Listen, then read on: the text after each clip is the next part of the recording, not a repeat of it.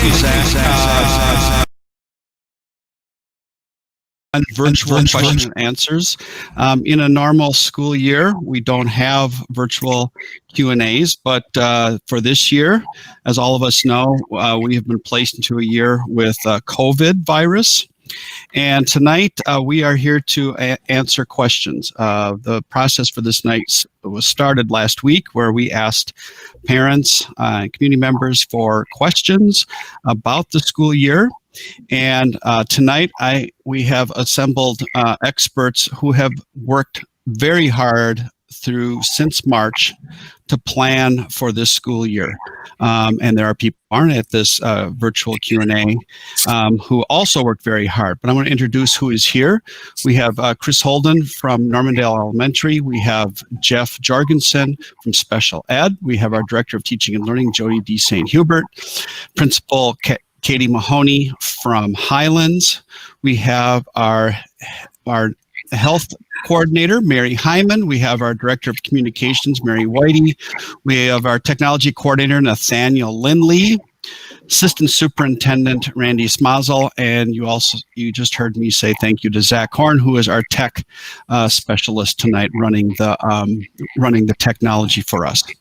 So tonight, we're going to keep this conversational, and I'll be asking our experts the questions that you as parents sent in.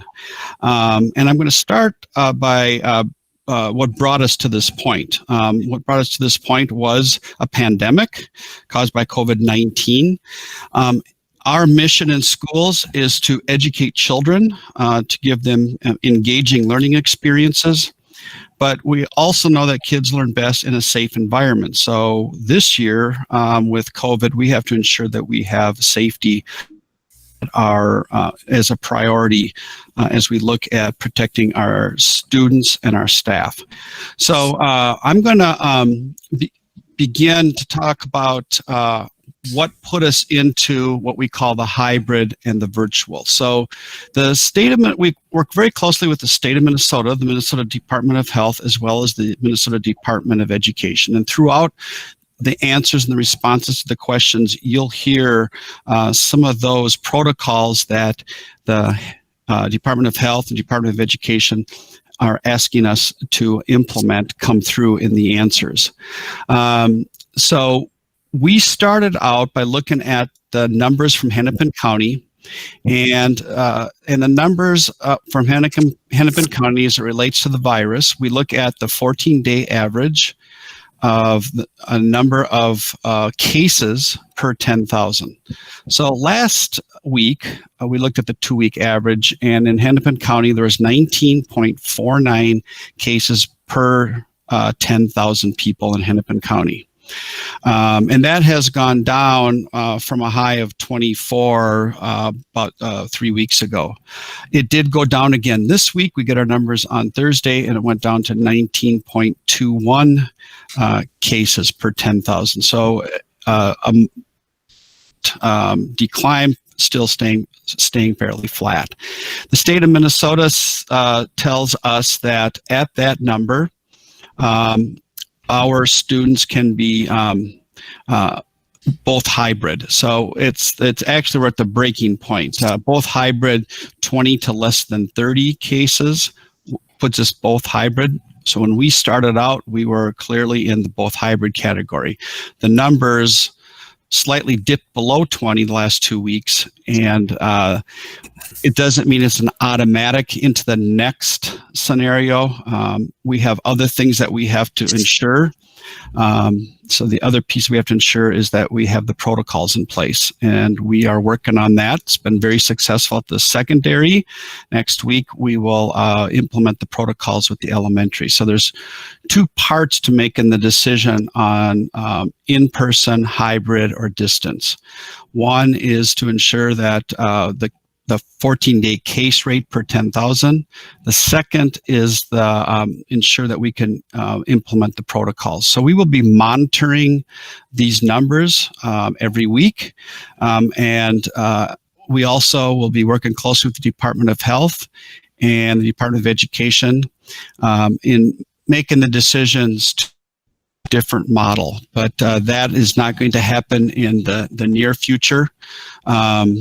We will make that move when we have more confidence in the numbers. If the numbers stay where they're at and they're continually going down, we will listen to the Department of Health, and we also make sure there are protocols in place. So that's what those numbers put us into both a hybrid in both the elementary and our middle school and our high school. In addition to that, we also have implemented protocols.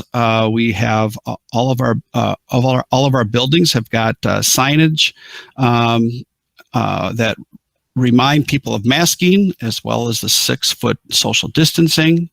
We have markers on the floor. We have markers on the floors in our schools that direct kids in a particular direction to ensure that we maintain social distancing. And we also have classrooms spaced out to allow for that 6 feet between students, as well as the 6 feet between our staff. So that's a little bit of background on how we got to both hybrid. We also program Edina Virtual Academy. So some questions came in on the Edina Virtual Academy. And so we have a hybrid and a virtual. So we will implement those two scenarios. I will have to say this week it has been implemented very well at the middle school and high school. And my travels through those schools, kids and teachers were engaged. I also know that in the virtual, kids were engaged in meeting teachers and getting oriented to the school year. So I'm going to begin asking the questions that parents have sent in. I'm going to ask the staff to be sure to add more to what I just added. This is a complex, complicated piece of complicated system to communicate. Even in a regular school system, it's complicated to communicate. But I want to make sure that the staff here have the invitation to add more to what I've said.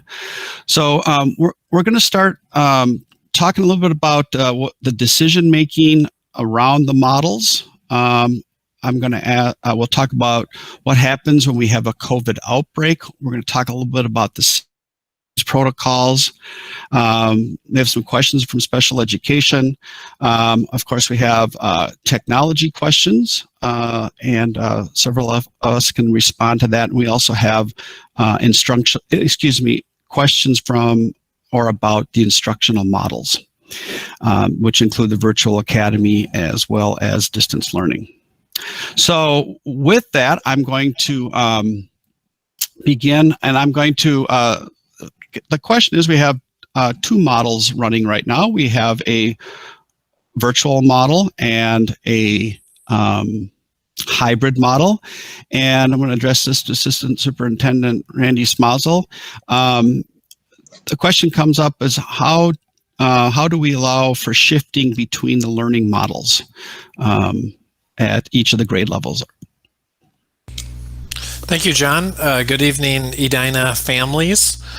First of all, we're excited for this opportunity to answer some of the questions that you have sent in, and we appreciate your partnership and your time as we go through and process these and continue to collaborate to build a really great experience for our learners this year. We did offer families a choice of these different models, as John mentioned, early in August, and we asked for families to commit to their choice for the first semester of the school year. We've been processing those choices, and we now have aligned our staffing. We've aligned our teachers. We've aligned our class list to the choices that families had submitted. We do understand that families were submitting those choices with limited amounts of information. And we also understand that depending upon what families chose, it also affected how we would program moving forward. And that goes back to the point that John mentioned around the complexity of problem solving and meeting these needs and designing these two new models for our school year. So when we look at the numbers, we see that about 23% of our elementary students are participating or signed up for the virtual academy experience. That meant that we had to assign about 33 teachers to teach those courses. We have teachers teaching all grade levels in the Edina Virtual Academy at the elementary level. And there's about 5 or 6 different teachers per grade level across those different grade levels and across the district. For the most part, students are they're in classes with their peers from their home or neighborhood school, but in some cases that just simply could not work because of the numbers. And so we do have some sections where students are mixed across different schools. We do look at the silver lining in that they do get a jump start on meeting some students that they'll be going to middle school with. So there is definitely a positive, and it is an opportunity to expand their social circle with kids that they know. So we really do try to look at some of the positive elements of that. If we looked at middle school, 26.5% of the students signed up for virtual learning only at the middle school, and about 25% at the high school. In total, we have about 2,050 of our Edina students signed up for peer virtual learning, and about 6,300 signed up for the hybrid learning. So it's a fairly large number. What the Virtual Academy looks like at elementary is quite a bit different than what it looks like at the secondary level. And we have explained previously in the board meetings a little bit about that, but if we have some other specific questions to that, we'll speak to it a little bit later today. So with all of that and knowing all of that, and knowing that we've had to try to staff this with our class guideline policy and use that to follow at the elementary level, we have achieved a pretty tight balance between our teachers and our sections in the EVA elementary and in our hybrid sections.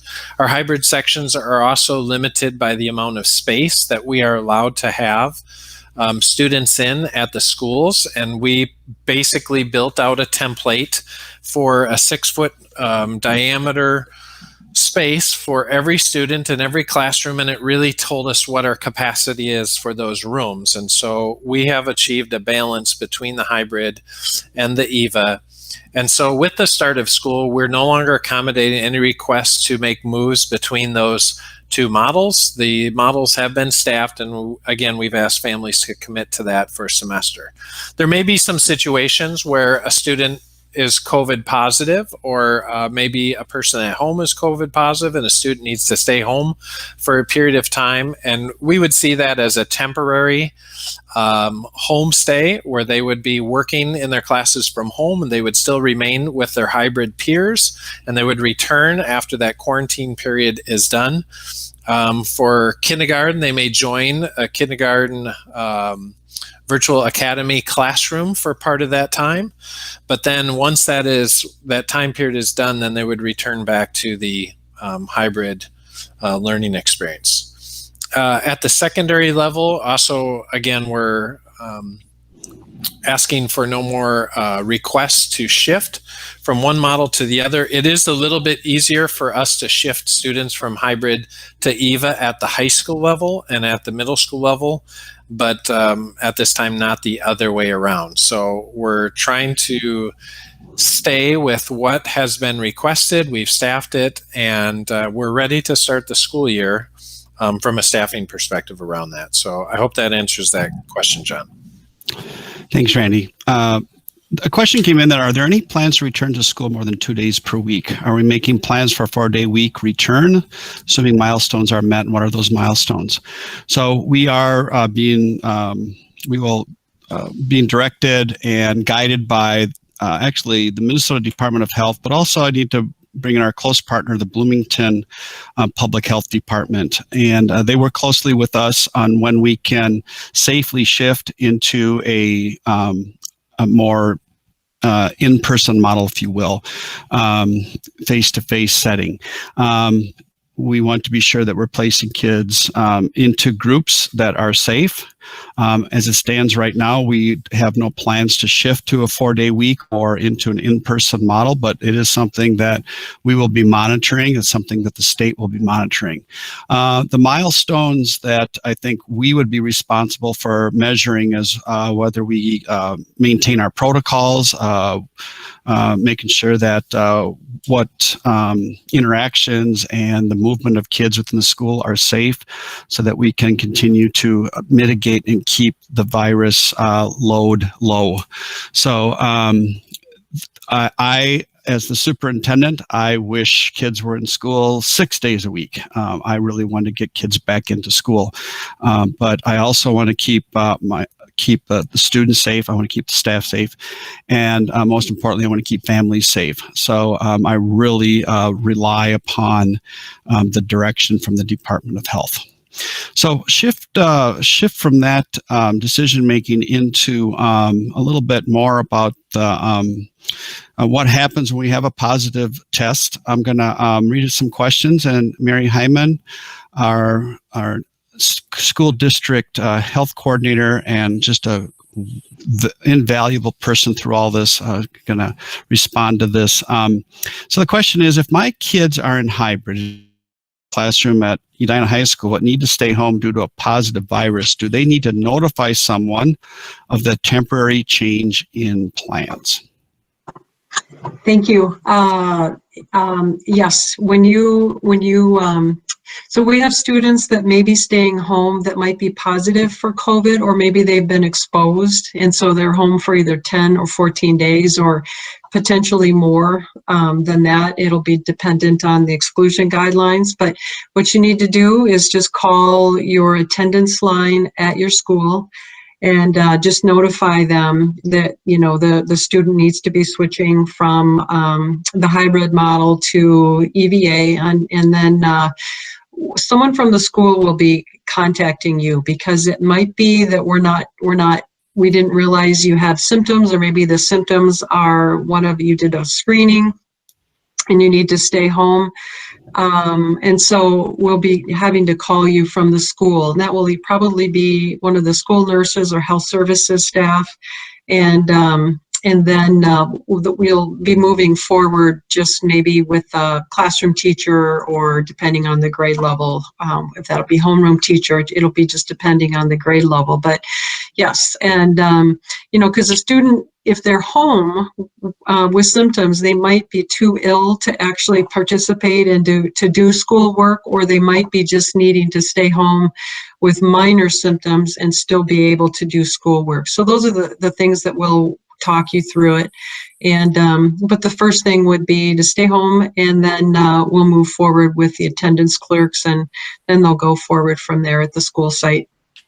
Hey, John, this is Katie. Can I just add something? Because I know this is mostly an elementary audience, and I just want to make sure we're being really clear that in elementary, if you have symptoms and are staying home and you're in the hybrid model, you will not switch to the EVA model while you're at home quarantined or with symptoms. I just want to make sure that that's really clear for our elementary families. There won't be an actual switch into EVA. You would just remain in remote learning in hybrid and communicate with the homeroom teacher and our health associates for next steps.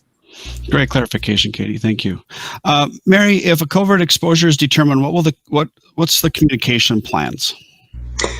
Well, we actually worked through that a little bit today at the high school, so it's actually fresh, and this is definitely a real thing. So we've put together a step-by-step process that we're still continuing to work through it at the elementary and the secondary levels. So you know, the calls have been coming through the attendance line, or maybe a parent calls and speaks with a classroom teacher, or somehow the school is contacted. And then from there, we're going to be connecting with the parent or the guardian, and then doing some more. This will be probably this licensed school nurse calling, going through the questions that we have. The Minnesota Department of Health has given us some guidance questions about type of symptoms, We go back 48 hours into when was the last time they were at school? If they were at school, did they participate in any extracurricular activities? How did they get to school? Do they come in the school bus? Are they in a carpool? Are there siblings? And then from there, we go back to the administrator and the principal group, and then we come together with a communication plan. Part of that is also we have to figure out as a family, are you calling because your student was exposed and is now positive? And then, we kind of have to do some real investigation on that work. And then from there, we will work with the communication plan and message out to the whole school, or possibly it's just a small cohort of the group of 25 students. And then if there's anyone else that needs to be notified there because they might be a close contact. It's a lot of this will be on a case-by-case basis, but within that, like today, for example, we worked with the Minnesota Department of Health and Bloomington Public Health, and they gave us some examples of who might be some of the close contacts. And we follow the exclusion guidelines that are set by the Minnesota Department of Health. And so there's multiple pieces that we're relying on. And then with all that in mind, work with the principals and get a communication out to you as the families. Okay, thanks, Mary. I think you addressed the next question, but I'm going to read it anyway. What will be the protocol if there's a COVID exposure at any school in the Edina School District? Is their entire school shut down, partial school shut down? So that's really going to depend upon the individual case and how many individuals came in contact, or entire school shutdown would be there's a large number of students that are infected. Could we do a partial school shutdown? It could be just the group of students or a couple groups of students that came in contact with a person who was positive. So we would work real closely with the Department of Health and Bloomington Public Health to make a decision on whether a school, a classroom, a group of students, athletic team needs to be that activity needs to cease. So I don't know if you want to add anything more to that, Mary. Some of the key things that you've probably heard so much about are social distancing, wearing a mask, and oh my gosh, what's the other one? Hand washing. But when we do a lot of the investigation, as far as a close contact, it's what was the length of time? Was the length of time you were with the person that we know now is positive? Was it greater than 15 minutes? And were they less than 6 feet distance in contact? So those are the two questions, along with were they masked. But so if you're wondering about close contacts, we actually have the MDA exclusion guidelines on our website under COVID monitoring and the safe learning spaces. So a lot of these things that I'm talking about are definitely already on the website. Good. I'm going to address this one to Chris Holden, Mr. Holden from Normandale. Will kindergartners stay distanced in the classroom? Will each child stay at their desk the majority of the day? At that age, interaction is so important. I'm trying to get a sense on how their day will look. Yeah, so to the best of our ability, we'll try and maintain social distance of 6 feet for kindergartners and staff. But obviously, young kids, they do need to move. So our teachers are ready to provide movement breaks for the students throughout the day. At Normandale, our students will be moving from their classroom to a companion room regularly just to get the wiggles out. We'll be taking outdoor breaks. We do have music, art, and phy-ed scheduled into their day. So we know that they need breaks and they need movement, but we also want to do our best to maintain that social distance whenever possible. Thanks, Chris. give this one to Katie Mahoney from Highland Elementary. Will teachers have plexiglass or a barrier between them and the students? So it kind of depends on the teacher. In general, plexiglass is not one of our mitigation strategies. As Mary just mentioned, masking, 6 feet social or physical distancing, and hand washing are our main priorities for mitigation. And we will be practicing that a lot next week with kids as we launch the school year. We will be really doing a lot of work with protocols around all of those mitigation strategies. And some of our staff, especially like our front office staff and any staff that has to do more a close kind of intervention or testing, like our multilingual teachers or our ADSYS teachers or our speech and language teachers, if they have to, and our health associates, if they are potentially unable to keep the 6 foot of distance and it could potentially go longer than the 15 minutes, then we are trying to have plexiglass available for them. But we, in a general rule, our mitigation strategies are really masking the 6 feet of distance not being under 6 foot of distance for longer than that 15 minutes, and then hand washing as well. Thanks, Katie. We've mentioned masking a couple times, and there was a question I think I'll insert here. Why are some students exempt from wearing face coverings? And Mary, can you answer that? Yes, there are in policy 308, which is the Edina School Board recommendations for masking, and they follow along with all the recommendations from the Minnesota Department of Health. But there are some areas of students that's it's really just very, very difficult and are exempted from wearing a mask. So it's for students that aren't able to wear them due to developmental, behavioral, and medical condition. And so if I was actually just reading from the policy. So if there is a student that also is younger and is not able to, say from a developmental standpoint, they're not able to take their mask off by themselves, we just have to really monitor to make sure that they're breathing, safely and that they're comfortable under the mask. And when I say comfortable, it's because they might have some other condition that we just need to be more watchful over. And, for students that are right now maybe having just a little more difficulty getting used to that mask, we're really just trying to build some masking tolerance, and through some recommendations of how the teachers are at the elementary group are working so hard on.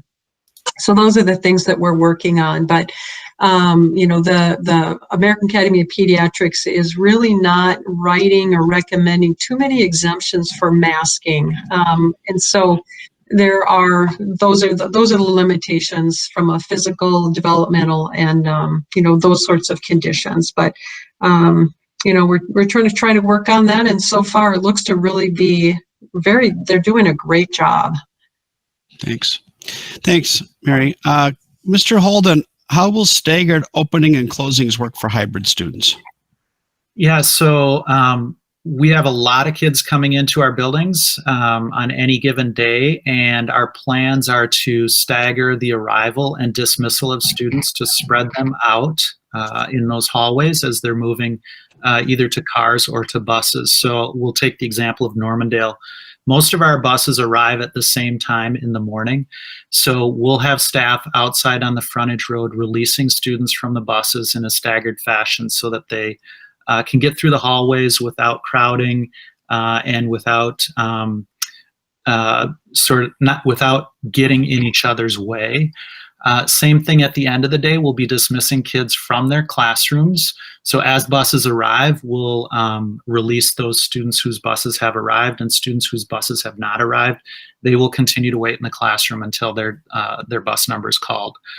So in that fashion, we're able to stagger the dismissal and maintain a little more social distance in those high traffic times.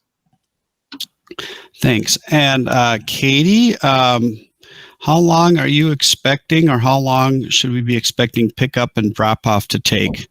Can you compare, what do you expect, and how would you compare to next year from what you're expecting?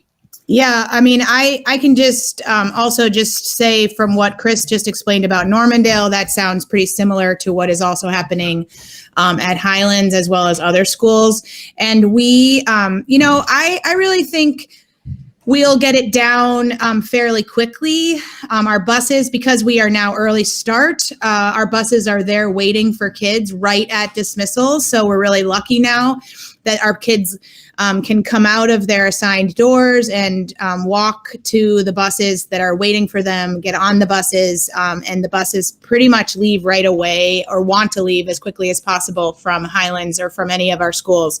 And so then we can start to really move the parent pickup line along. So like Chris just mentioned, we have a lot of changes to the staggering and to how kids are exiting or entering the buildings. I know at Highlands this year we're utilizing all 7 of our doors, and kids are entering the door that is closest to their classroom and staying right in that pod area with their classroom spaces. So that's a big change at Highlands, and I know a lot of the other buildings are doing the same. And so I think there's a lot of changes, but I really think after the first few weeks, we'll really get it down, and it will be like clockwork, as it always is. We are really asking parents to not come to the schools early.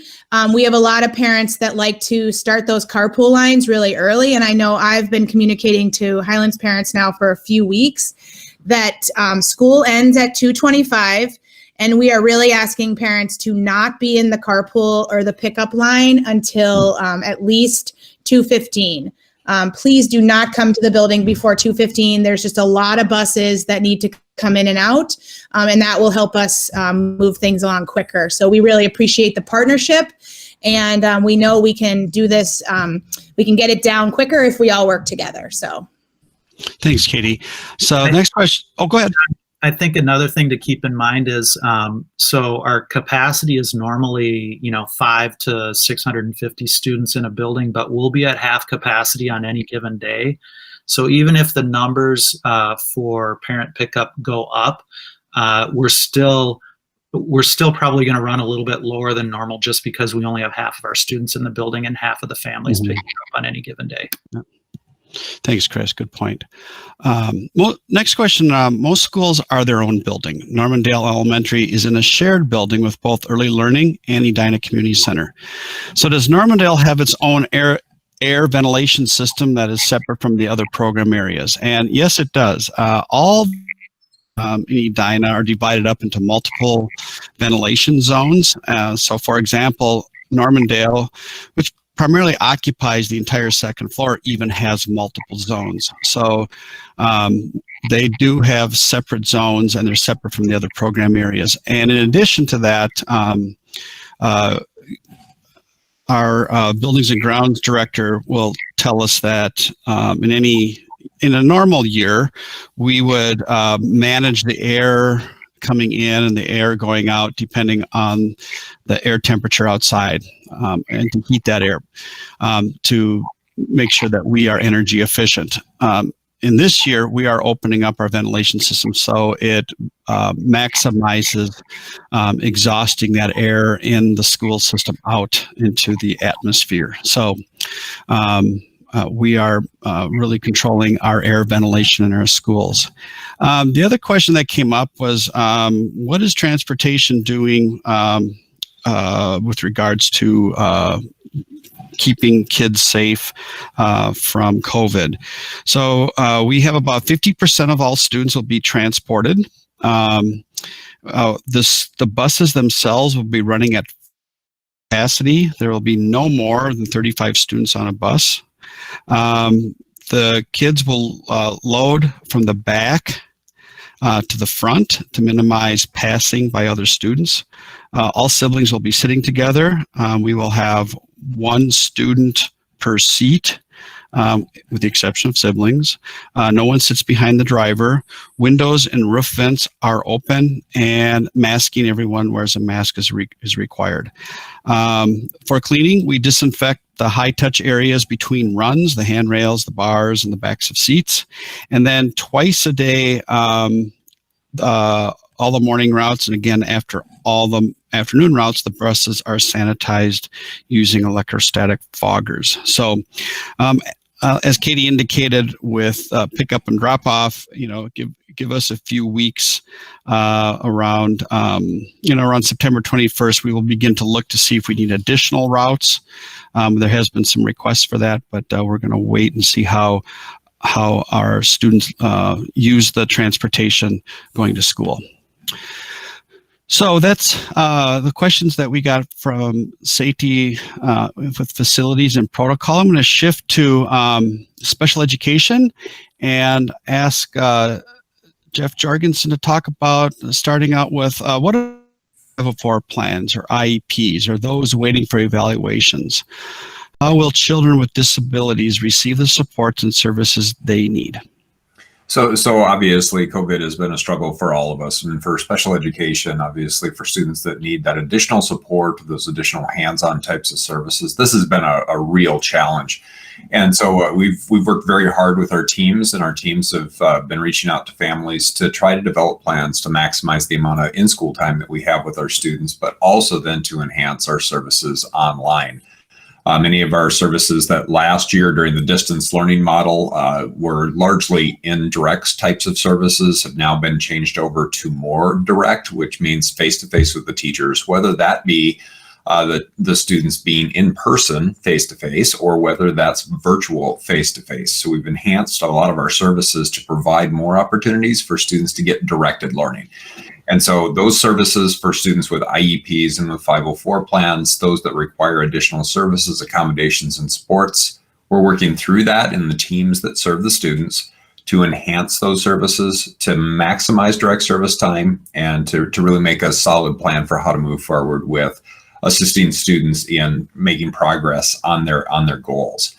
How will they receive those services and supports? Well, again, Randy's talked about the number of students that we have that are on virtual learning and those that are also in the hybrid model. Right now in the hybrid model, that's the best percentage of our students, but we do have a number of our special education students and 504 students that are accessing virtual services. And that becomes a larger challenge for us to receive, or for students to receive some of the services that they need.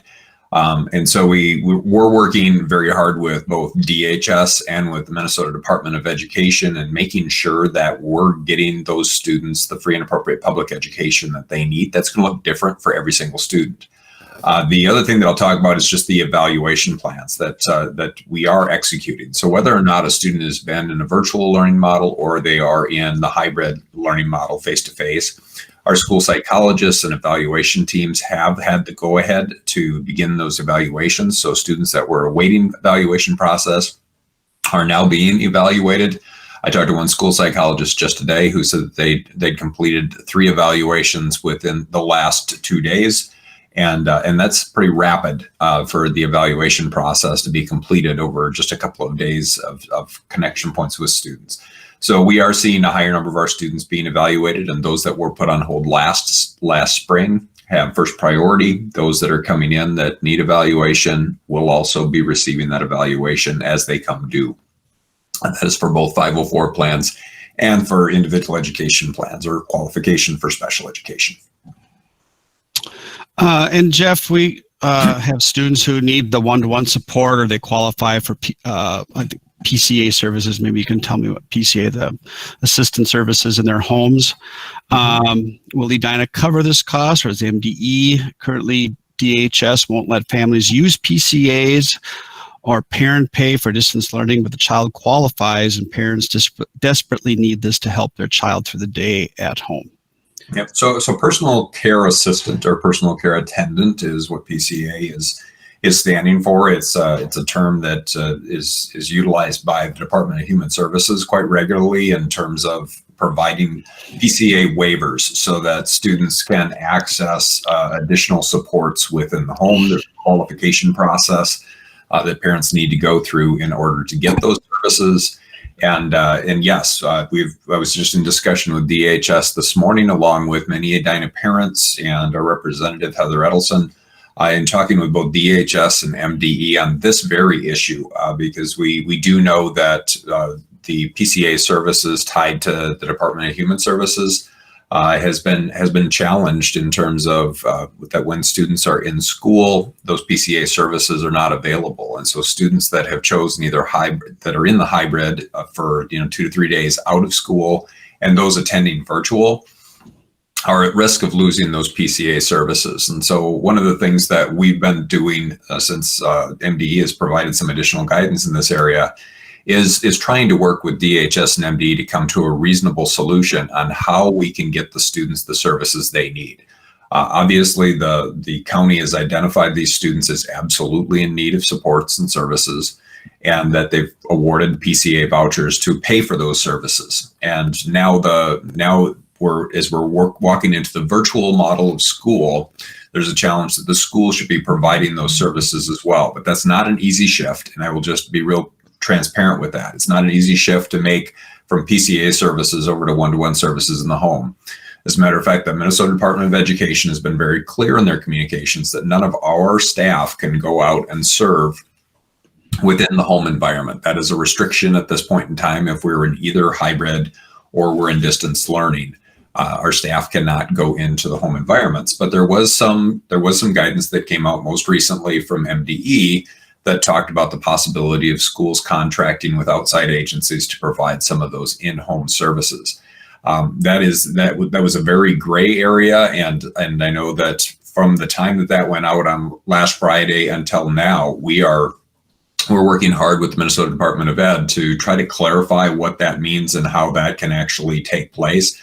But the parents that are struggling, I think, the most right now are those that are potentially losing those PCA services during the course of the day. So our priority is to get that taken care of, and with the assistance again of families within our community, with Representative Edelson, MDE, and MDH, we believe we're going to come to a solution that will assist us with a lot of these families. For students that are need that one-to-one support in terms it's on their IEP or their individualized education plan, our teams once again are working very hard, but we don't have good solid solutions yet for how to provide those one-to-one services within the home. And so we're again working with families to the best we can in terms of covering those support services when students cannot be in attendance with us at school. Obviously, our ideal is that those students would be able to join us within the school, but because of specific conditions and because of parent choice, those students may not be able to join us within the school. We will be looking at each one of these on a case-by-case basis, and we will attempt to get those services out to the home if the IEP team deems them as hugely necessary and students cannot be in attendance within the school environment. Thanks, Jeff. We're going to shift to technology. So Nathaniel Lindley, our technology coordinator, is here to, the first question is, will Edina High School students be able to access outlets to plug in their laptops when they are at school? Yes. We ask that students bring their devices fully charged each morning, and many of the devices will last all day on a full charge with their battery. But there are common spaces at the high school and in the media center where there's outlets and accessible places for students to plug in should they need to. Okay. Next question, Nathaniel, is for elementary school students in the hybrid model, if they do not have a district device such as a Chromebook at home, but do have another device like a desktop computer, should they be bringing their district device home? If so, will they be bringing the device back and forth to school? Will they be able to charge it at school? Kind of goes to the first question. Yeah, that's a good question. In elementary, we do encourage the students to take their device home each day that they're at school and leave the charger at home. So the same model of charge it up overnight, bring it to school fully charged, bring it to home at the end of the day, and charge it at night. The difference is that the district device should, if needed at home, then it's there and available rather than leaving it in the classroom, which is what we did last year. Good.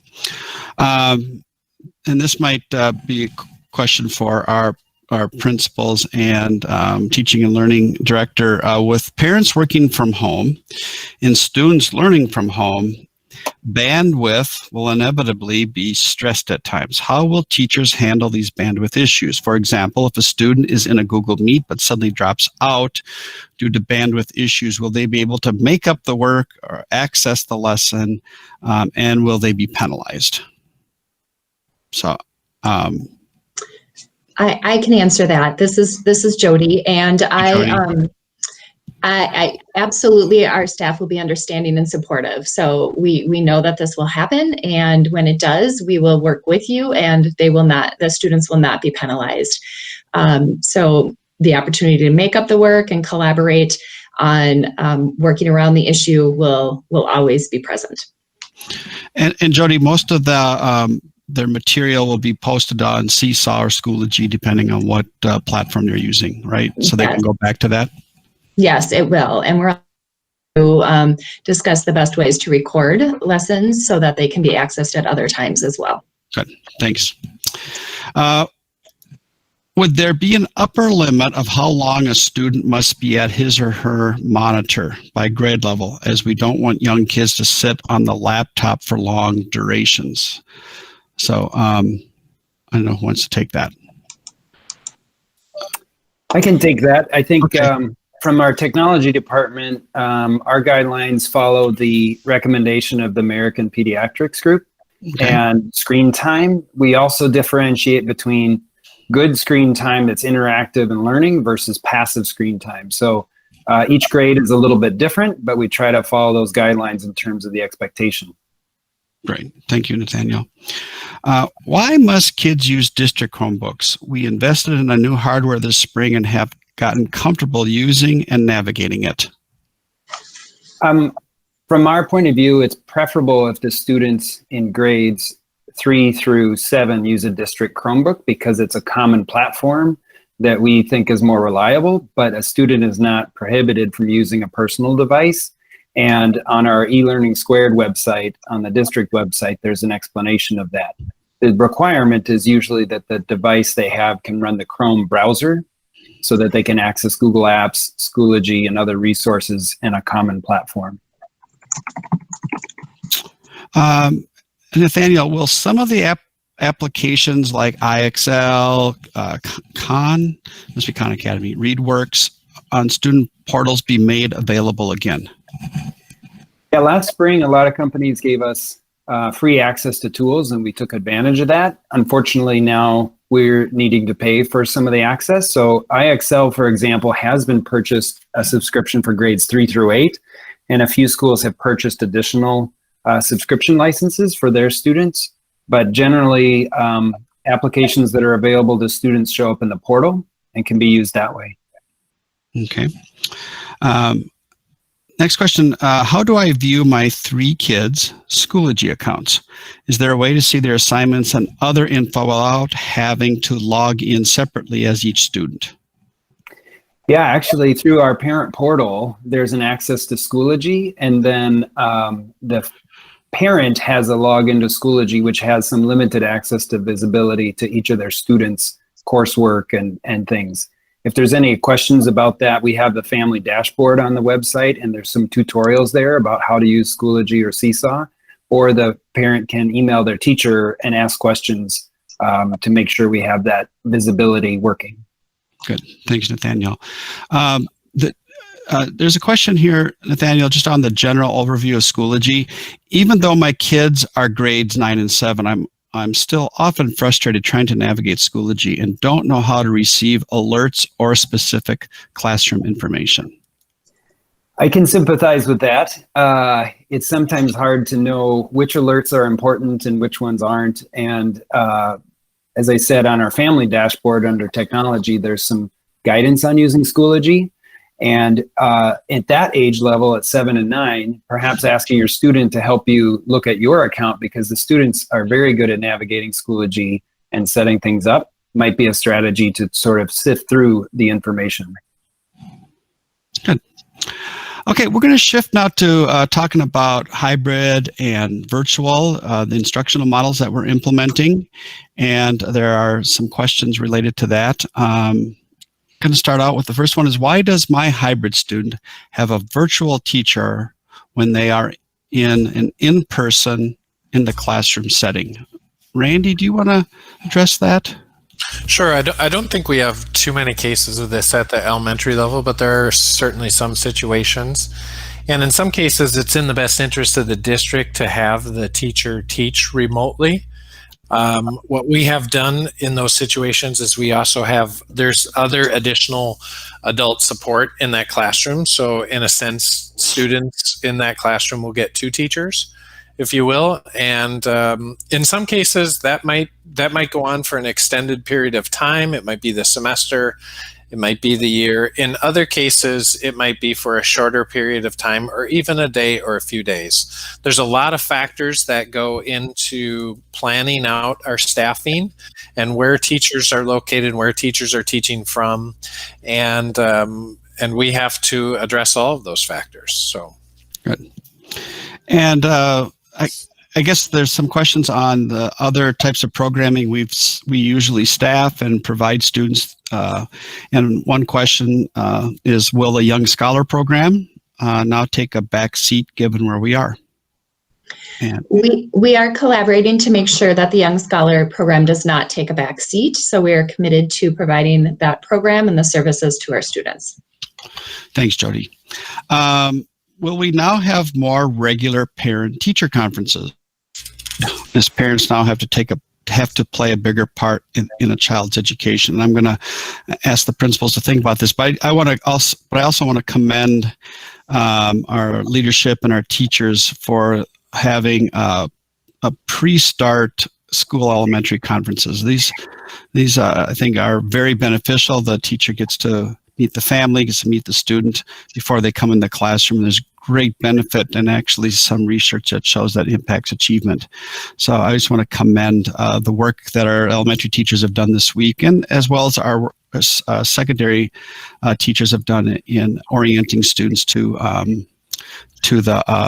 their courses and their subject matter. So I don't know if you want to say more, Katie and Chris. Well, I'll just say at Normandale, we've done early conferences for years, and we've reaped the benefits of those over the course of the school year. We try and build positive relationships with families early on in the school year, get the kids in the building and to see their teacher in their classroom and find out a little bit more about them before they actually are in our classrooms. And so it's great that other buildings are able to do that this school year. I think our teachers would like to conference with families more. It's always a question of how does that work with the calendar and with their contracted days. So that's something that we certainly would want to explore with our teaching and learning department and our HR department going forward. Yeah, and I the only thing I have to add is just that I think it's not really a parent-teacher conference as much as partnering with parents to keep learning and growing on how to do this to the best of all of our abilities. So I think one thing coming out of the spring that we learned is just that parents need support, and parents need us to help guide them on how to do a Google Meet with 5-year-olds and how this all works. So just thinking more intentionally around building those partnerships and working together to support each other in this important work of educating their children. So that's more of what I think our focus is, and then it will be more typical parent conferences around how the students are progressing in regards to learning like they normally would. Thanks, Katie. Thank you, Chris. Next question relates to tests and assessments. It was always a difficult task to assess how well students are doing in class, and this problem is further exacerbated by the online approach. Should we expect more tests at regular intervals? Standard doesn't drop. I don't know, Jody, and want to take that one? What we will definitely be supporting our teachers and providing more regular assessments that are more formative type assessments, getting to know how the student is doing in the classroom on a day-to-day basis based on the instruction that was taught. recently. So that will be important to support teachers on how to do that in a virtual setting and how to do that effectively. And we're also working very diligently with an assessment committee to look at more standardized tests and think through how they will be used this year, making sure that they're reliable and valid, and that the information that they would provide actually will help us guide instruction. And correct me if I'm wrong, Jody, we're still kind of waiting what the state is going to do with the MCA tests and the tests that they would provide to students. You are correct in that. Okay. And as we work on an assessment team and think through all of these questions, we're definitely collaborating with the state as well as other experts in other districts. Thanks. Can we expect the district to begin to tailor the in-school virtual plan or the virtual plan to meet the needs of the various ages of students? And they're really, this question is pertaining to self-directed studies. So Randy, do you want to? Yeah, I think if I'm understanding the question correctly, I will try and take a shot at answering it. But if I'm not answering it correctly, maybe some others can jump in if you have a different perception of what that question is asking. So we have these two models, hybrid and virtual learning at home or remotely. And both of these models are going to require greater degrees of student agency than probably we've ever required in school. But at the same time, it's really important for us to understand and know that our teachers are scaling into teaching into these models. We've never started a school year teaching in these models, and it's really important to offer patience and grace as our teachers are scaling into what does it mean to teach in a hybrid model, and what does it mean to teach in a virtual model, and what are we asking of students. And there's going to continue to be a lot of learning about what's working really well and what's not working with these two models, and a lot of adapting and use of feedback from kids and use of feedback from families and from principals and from district office, etc., to continue to modify the experience and meet the needs of our learners. So I will say yes, that will be a work in progress as we are just getting started. And many of you know, of course, the elementary school day as you know it hasn't officially started, other than these partnership conferences that Katie alluded to. So we're just getting started on that work. So we'll just ask that we need some time to continue to scale into that. Thanks, Randy. I'm going to read two questions that were sent in. And really, I think we addressed this earlier with Mary's response to when a student has a positive COVID test. But these two questions have a little twist to that. Will hybrid students be allowed to connect virtually instead of hybrid for a day if they aren't feeling well enough to attend in person? If so, how will they check in with teachers? Will teachers be looking for students in both places, online if not in class? The second question is, if my kids are in hybrid and expected to be in the classroom at the high school but need to stay home due to a positive virus, do they need to notify someone of the temporary change in plans? They will not be absent, but rather will do EVA until they are cleared to return to school. So it's that hybrid student who can't be in class and would like to access the activities and the instruction in a virtual setting. So I don't know, Randy, do you want to talk about how that would happen and what would happen in that situation? Yeah, I think we spoke to it a little bit earlier this evening, but basically the idea is that if the student is not able to attend class face-to-face, that they'll be still attending or participating in their class or their grade level programming virtually, and they would continue to do that until a quarantine period of time is done, and then they're able to rejoin their hybrid peers. So we would work with that family through communications with the teacher, communications with the school about what those student needs are, and we understand that in most cases would be a temporary situation. Thanks, Randy. We're going to have some questions related strictly to the Edina Virtual Academy. How will teachers make sure EVA students are fully engaged in the learning when not presenting in the classroom? Jody, do you want to take that? Yes, I can do that. So teachers we're working hard to support teachers and in trusting themselves as room while giving them grace as they learn how to do teaching in some new ways. But they will be watching and connecting with the students and giving feedback on assignments when students are giving those assignments, the feedback will be given, but also when students are present in classroom through a Google Meet, teachers will be watching for different engagement strategies during that time. So they'll use best instructional practices and learn as they go and how to best connect with kids when they are virtually in a virtual setting and not present with them. Great. Randy, I think I'll give you this next one. Will EVA work exactly like in the spring, since you were here in the spring? Or is it going to be synchronous remote classes for each subject or teacher with several touch points throughout the day between teacher and virtual students?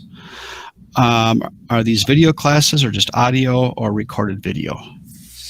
Yeah, so Google Meets will be our technology of choice that teachers will be using.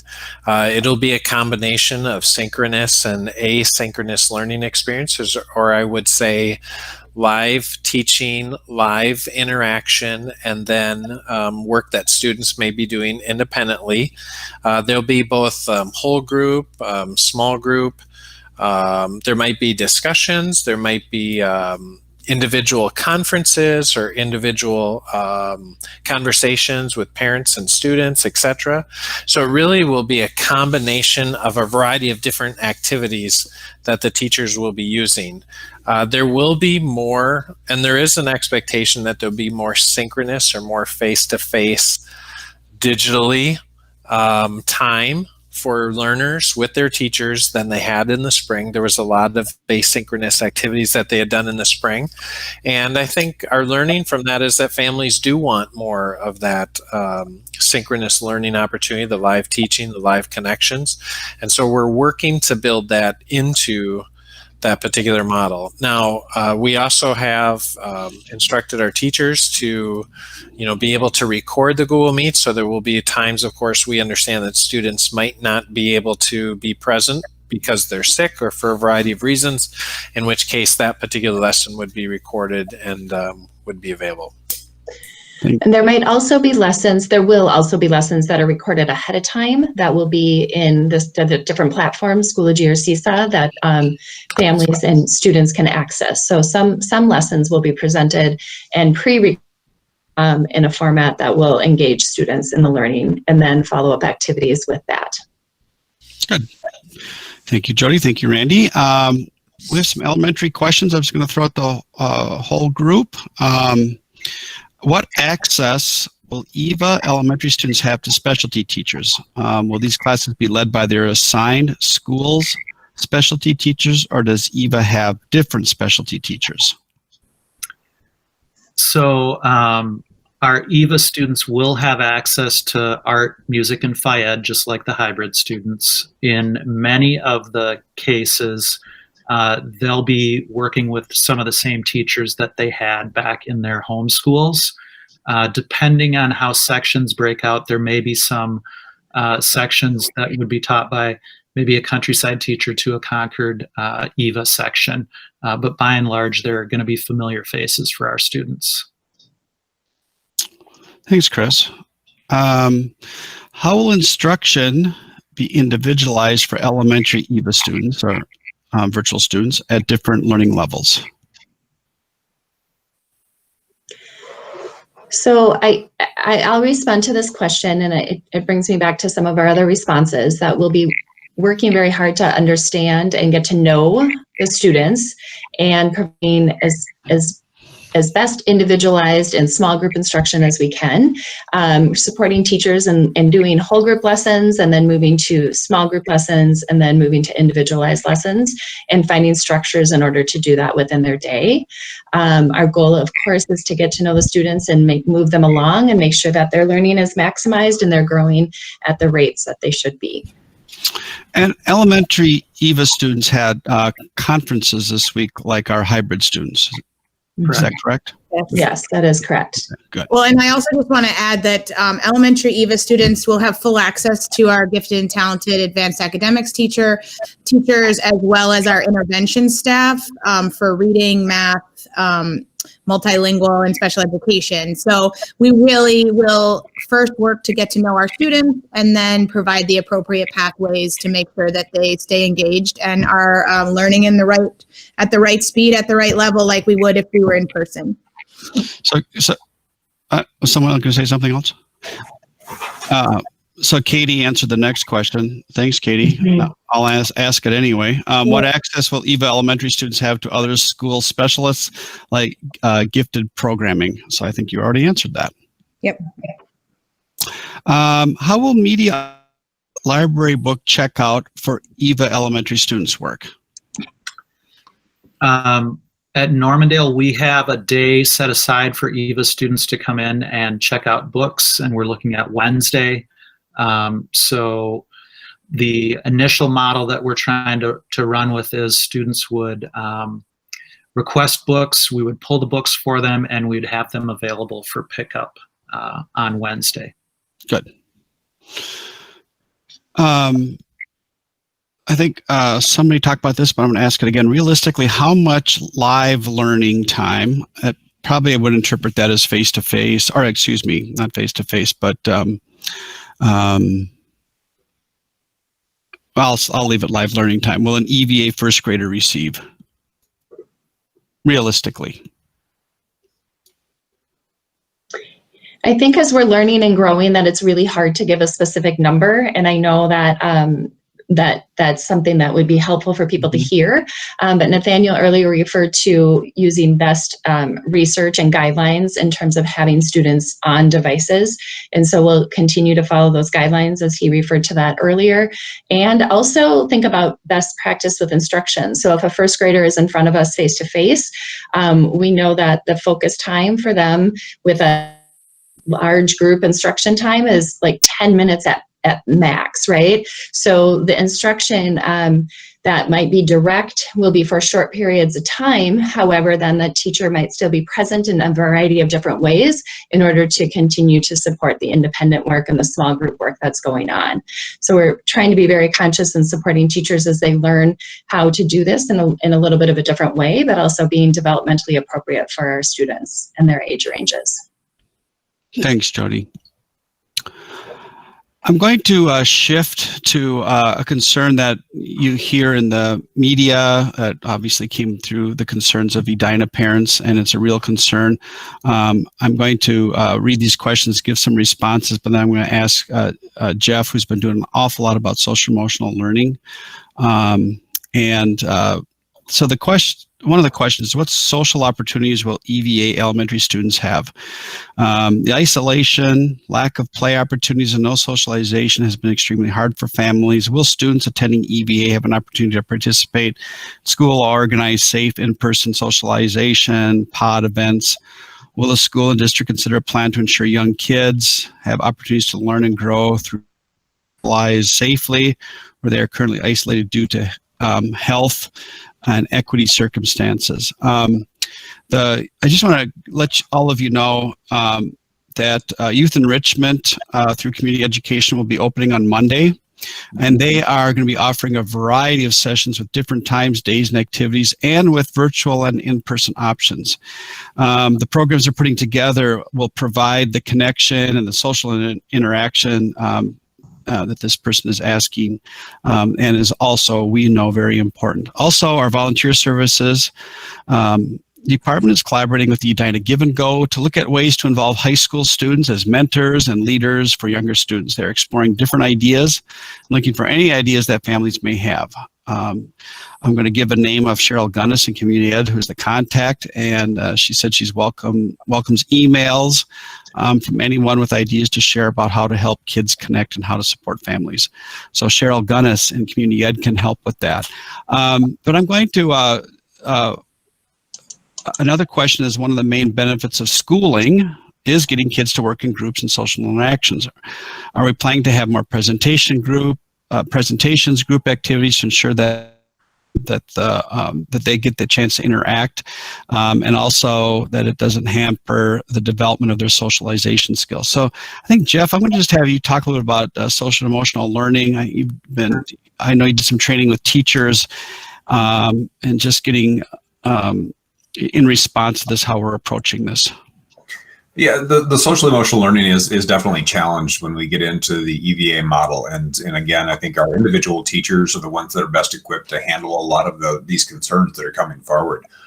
So we've tried our hardest, especially at the elementary level and also at the secondary level, to really help equip teachers with some great strategies for helping with the engagement process with our students.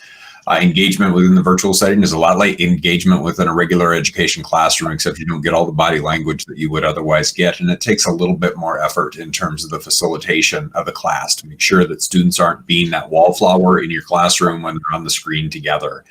And so we really emphasize the need for, those optimistic openings and sharing of experiences, but a directed sharing in terms of really trying to steer students towards building those relationships with one another and building those relationships with the teachers. And so we've talked about our castle model, just saying these are very essential practices that we want to have established in each one of our classrooms.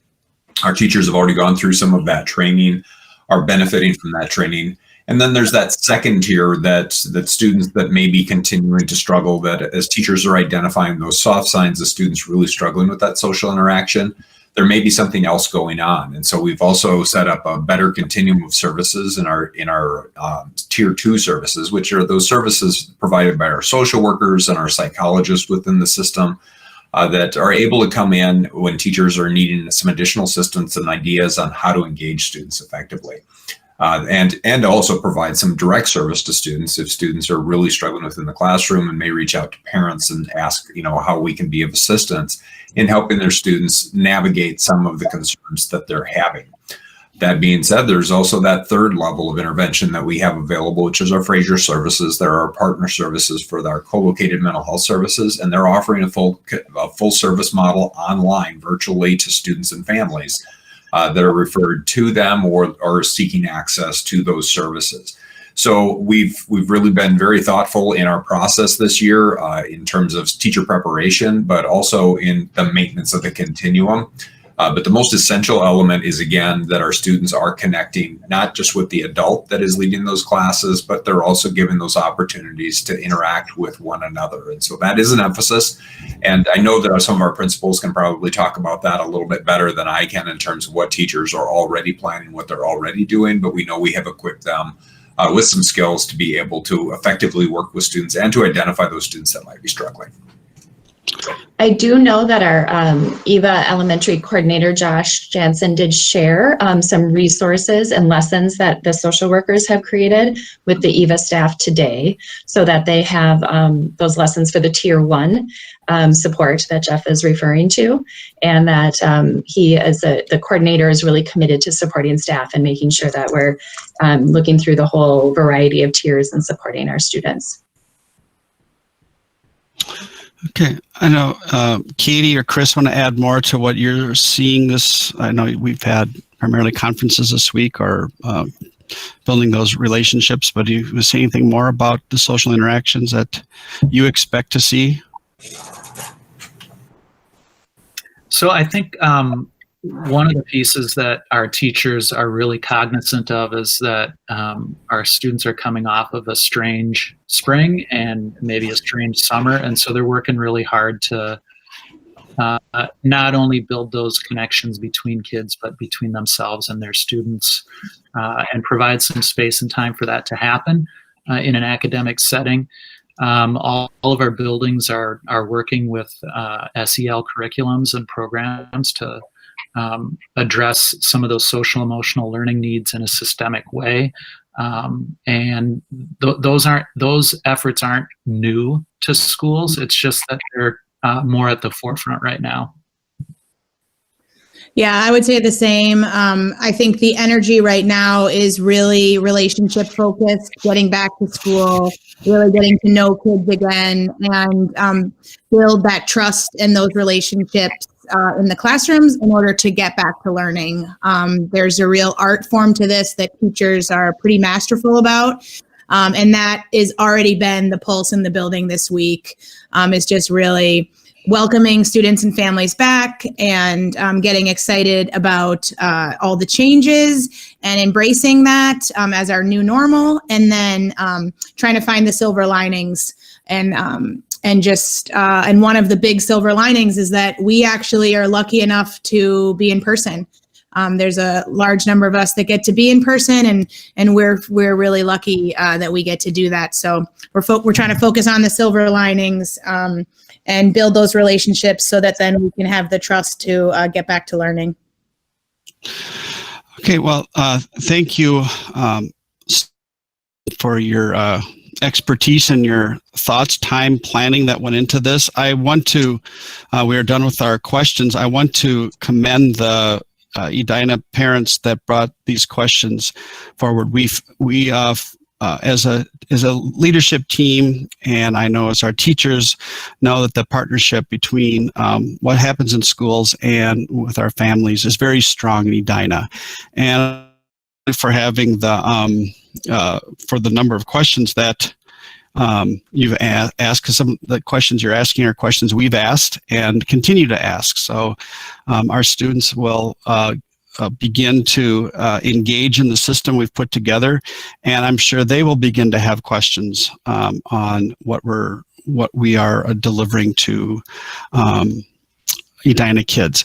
I know that we have worked very hard and are working hard to maintain a safe learning environment. And I am very confident that the students, when they enter into their classrooms, will be in a safe environment with the talented Edina teacher, and that teacher will guide them through a great learning experience this year. So we will continue to communicate what happens this school year, as from listening to what is happening to our culture as it relates to this virus. A lot of this remains unknown, but once we know something, we will be sure to communicate with you. So thank you for your questions. Thank you for listening to our responses.